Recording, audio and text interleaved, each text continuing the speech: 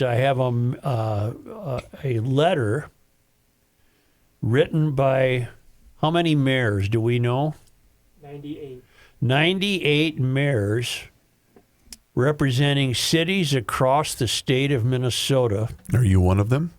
I am. Yeah, you were included, weren't you? Have written a letter to the governor of Minnesota, Tim Walz, dated today. Today's December 22nd. Actually, they sent it to Minnesota State representatives, senators, and Governor Walz. As mayors representing cities of every size across the state of Minnesota, we are on the front lines of delivering essential services, maintaining public safety, and ensuring that our communities remain places where families and businesses can thrive. It is from this position of direct responsibility that we write to express deep concern and growing frustration about the fiscal direction of the state and its increasing impact on our cities and the residents we serve. Minnesotans watched a historic $18 billion surplus disappear in a single biennium, only to now face an updated projected $2.9 billion to $3 billion deficit in the 2028-2029 biennium. As mayors, we see firsthand how these decisions ripple outward.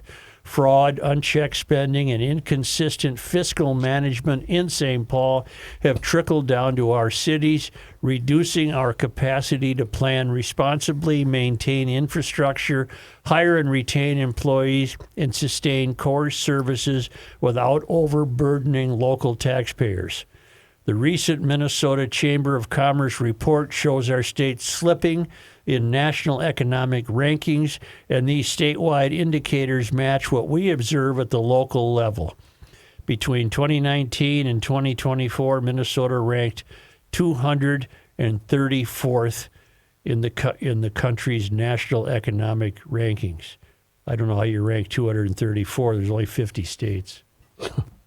Right. But I don't doubt a word. These young, old, male, female.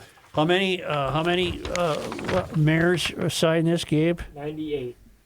Oh, my God, the letter continues. I'm sorry. The letter continues.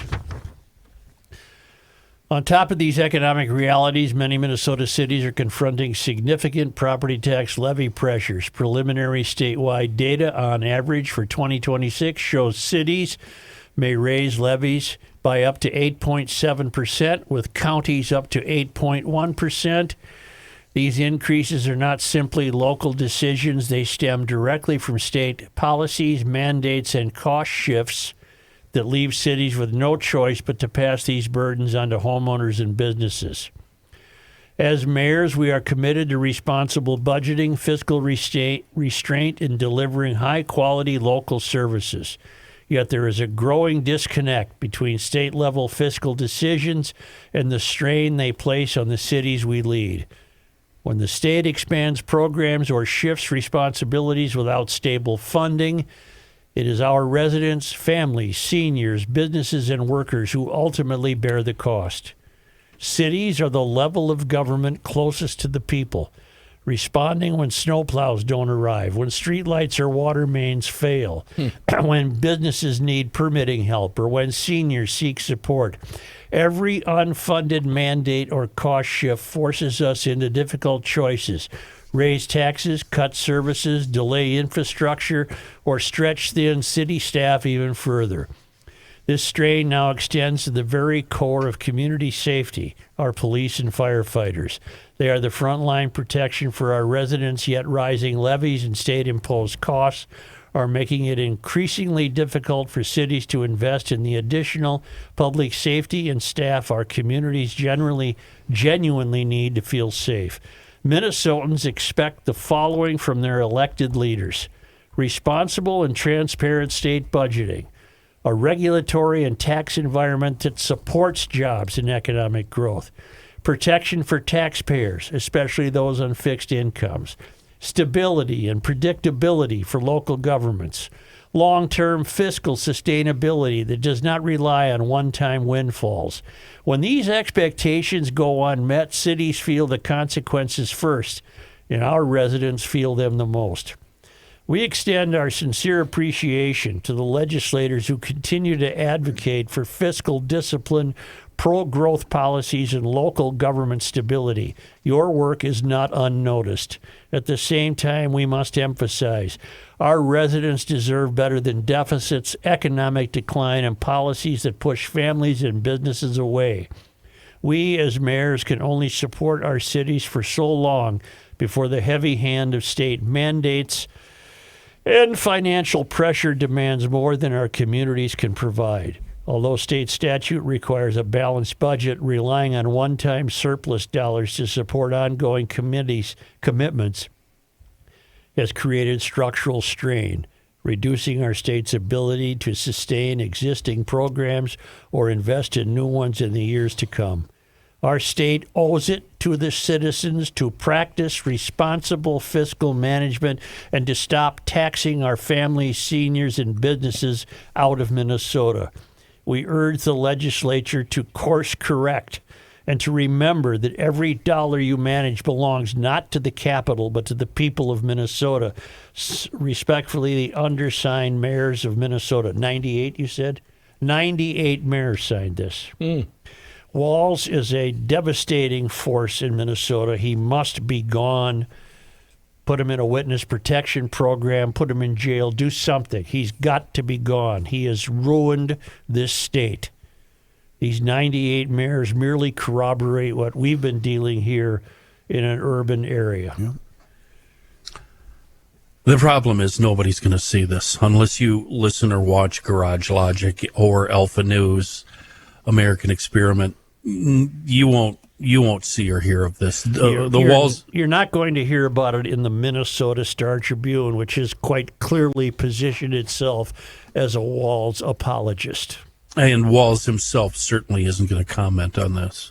We are in big, big trouble, people, and Walz is the reason. I have the ways Walz can be recalled. Let me find it. By whom? Normal people? Or? Well, a guy looked it up on AA, just the technical things that must be accomplished. On what? On AA, what's that? On AI, I'm sorry. Oh. This is how Hi, you my would- name's Chris. Yeah, hi. Chris R. I'm Joe. There is a legal process to recall a governor in Minnesota outlined in the state constitution, Article 8, Section 6, and statutes, Chapter 211C, requiring a petition with specific grounds like malfeasance, nonfeasance, or a serious crime, followed by a multi-step review by election officials and the Supreme Court, and ultimately a public recall election if enough signatures, 25% of the last election's votes, are gathered. Grounds for recall. The basis for recalling a Minnesota governor must be one of the following. Malfeasance, intentionally committing an unlawful or wrongful act in performing official duties that infringes on another's rights. I would say he's guilty of that. Nonfeasance, repeatedly and intentionally failing to perform required duties of the office. Okay, in fact, I would go with nonfeasance over malfeasance. Serious crime, conviction of a serious crime during the term of office. That's no. The recall. So there's only three reasons: malfeasance, nonfeasance, and serious crime. I say Walz is guilty of nonfeasance. Repeatedly and intentionally failing to perform required duties of the office. He has repeatedly and intentionally failed to enforce the stopgap measures with his agency heads that would have stopped fraud. We've heard that from a legislator.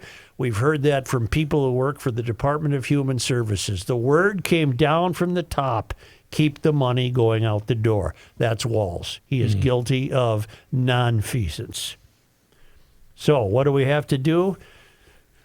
At least 25 people. Look this up for me. There's already a petition underway. Could you guys find this, a petition to recall Walz? At least 25 eligible voters must file an application with the Secretary of State, including a fee and the grounds for recall. The Secretary of State sends the proposal to the Supreme Court, which appoints a special master for a public hearing to determine if the grounds are sufficient. If the court finds sufficient grounds, a new petition is issued requiring signatures from at least 25% of the voters in the last general election for that office. Signatures are submitted to election officials for verification. And believe me, they'll treat that verification far more seriously than they treat any voter. Recall election. If enough valid signatures are verified, the governor orders a recall election where voters decide whether to remove the official. There you have it. I see. The governor he should be gone. Sets a recall election? Yeah. They've already tried to recall him a few times during COVID. Yeah, And you can see that when you do a Google search. You're right, Kenny. Minnesota Supreme Court they've shut that down. Okay. It's not going to happen.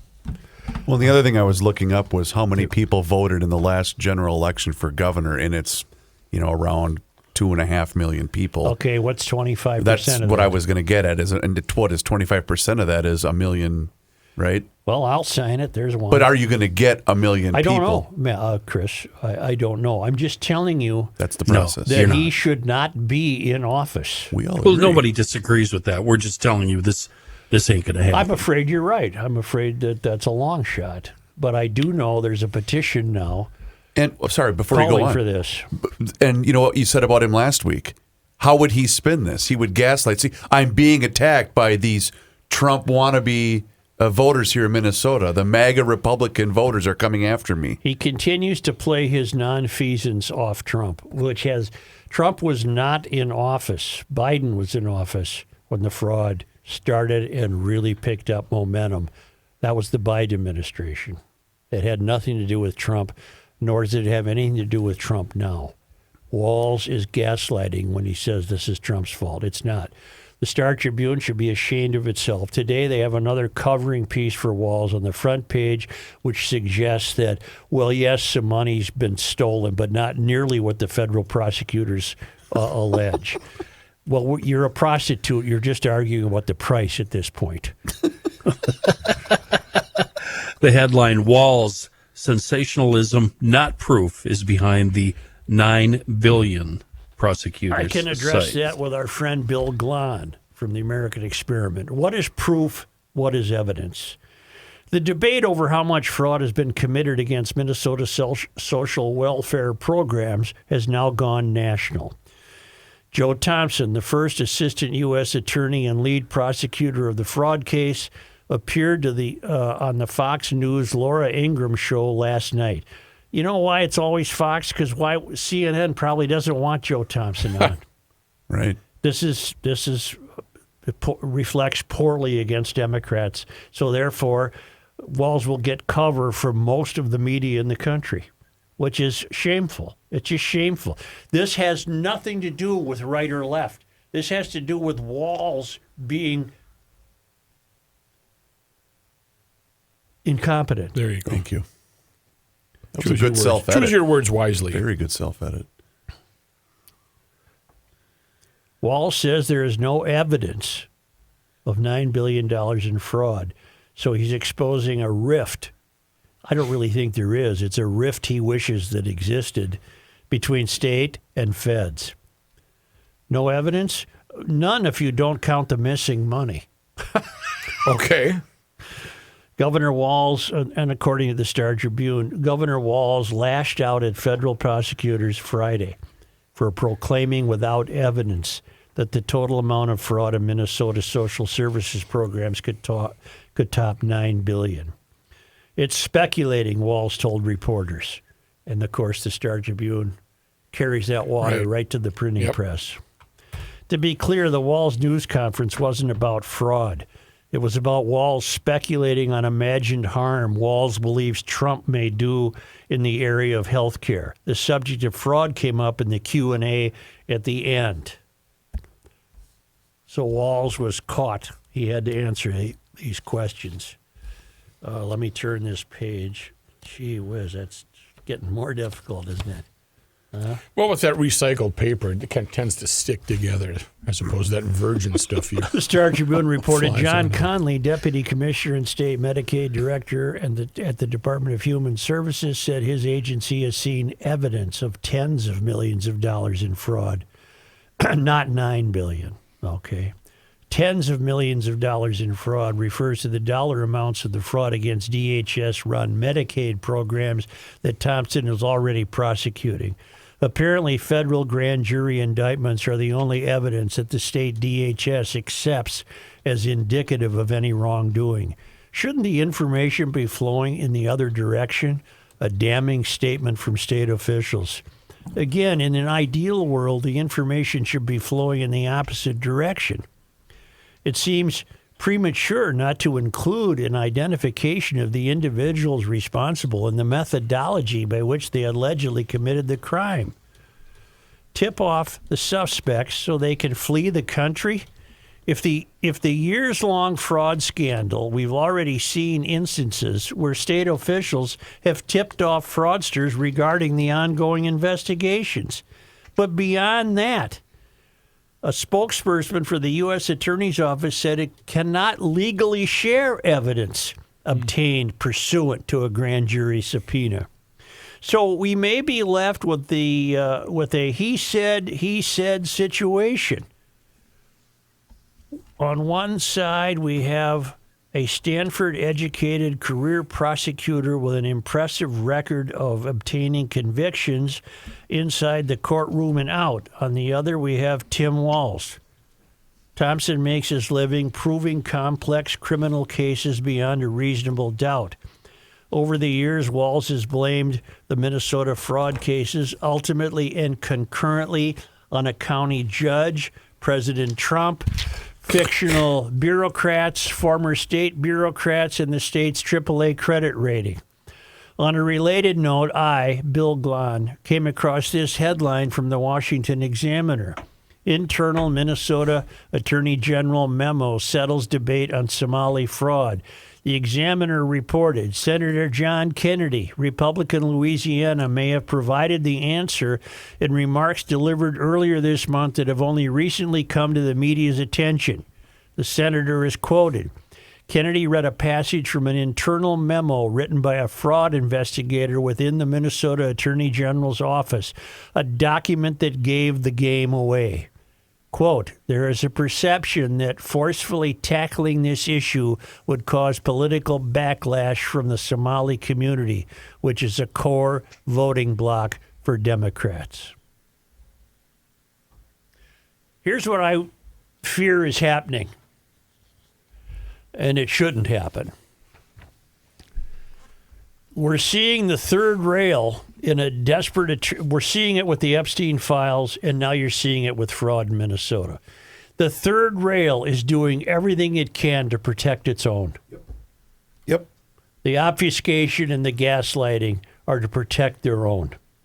You're seeing it with the Epstein files. The hell with the public. These people don't care about us, whether they're right or left. They don't care about us.